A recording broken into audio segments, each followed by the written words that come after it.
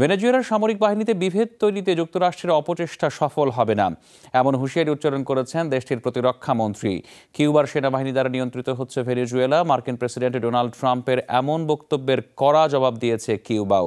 এদিকে আন্তর্জাতিক মহলের সাথে যোগাযোগ রক্ষা করে চলছেন স্বঘোষিত প্রেসিডেন্ট হুয়ান গুয়াইদো। নতুন করে দেশটিতে ত্রাণ সহায়তার আশ্বাস দিয়েছে আরও কয়েকটি ইউরোপীয় দেশ। ভেনেজুয়েলায় রাজনৈতিক সংকট ঘিরে আন্তর্জাতিক মহলের তৎপরতা চোখে পড়ার মতো। যাদের সাথে যোগাযোগ রক্ষা করে চলছেন বেশিরভাগ দেশের স্বীকৃতি পাওয়া স্বঘোষিত প্রেসিডেন্ট হুয়ান গুয়াইদো। এবার জার্মানি, যুক্তরাজ্য এবং ফ্রান্সের রাষ্ট্রদূতদের সাথে গুয়াইদোর সাক্ষাতের পর $1,81,00,000 মানবিক সহায়তার ত্রাণবহরে থাকবে প্রায় 70 টন ওষুধ ও খাদ্যপণ্য। অবশ্য কবে কিভাবে এ সহায়তা ভেনেজুয়েলায় প্রবেশ করবে সে বিষয়ে কিছু জানানো হয়নি। দেশের সংবিধান, স্বাধীনতা, গণতন্ত্র এবং সর্বোপরি জনগণের অধিকার সুরক্ষায় প্রয়োজন সহায়তা। এই সহায়তা আমার জন্য নয়, জনগণকে সংকট থেকে উদ্ধারই একমাত্র উদ্দেশ্য।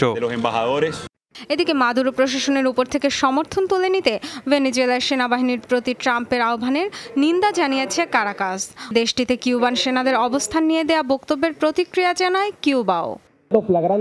ডোনাল্ড ট্রাম্পের বক্তব্য আন্তর্জাতিক আইনের পরিপন্থী। অন্য একটি দেশের সেনাবাহিনীকে সে দেশের সরকারের প্রতি সমর্থন তুলে নিতে বলার কোনো অধিকার নেই তার। একদিকে নিষেধাজ্ঞার খড়গ, অন্যদিকে মানবিক সহায়তার নাটক তৈরি করে এদেশের আধিপত্য নেয়াই তাদের লক্ষ্য। তবে সে উদ্দেশ্য সফল হতে দেবে না ভেনেজুয়েলা। অত্যন্ত অবমাননাকর দাবি করেছে যুক্তরাষ্ট্র। ভেনেজুয়েলায় কিউবার সেনাদের উপস্থিতি থাকলে যুক্তরাষ্ট্র তা প্রমাণ করুক। সংকটপূর্ণ দেশটির নাগরিকদের সহায়তা আমাদের মানবিক দায়িত্ব। তাছাড়া ভেনেজুয়েলায় লেখাপড়া বা অন্যান্য কারণে আমাদের প্রায় 20,000 নাগরিক রয়েছে। তাদের কথাও ভাবতে হবে আমাদের। এখানে রাজনীতির কিছু নেই। মার্কিন ত্রাণবহর দেশে প্রবেশ করতে না দিলেও রাশিয়া, চীন, কিউবা সহ মিত্র দেশগুলোর ত্রাণ গ্রহণের ঘোষণা দিয়েছেন দেশটির president Nicolas Maduro. Dorothy Tasrin, Jamuna news.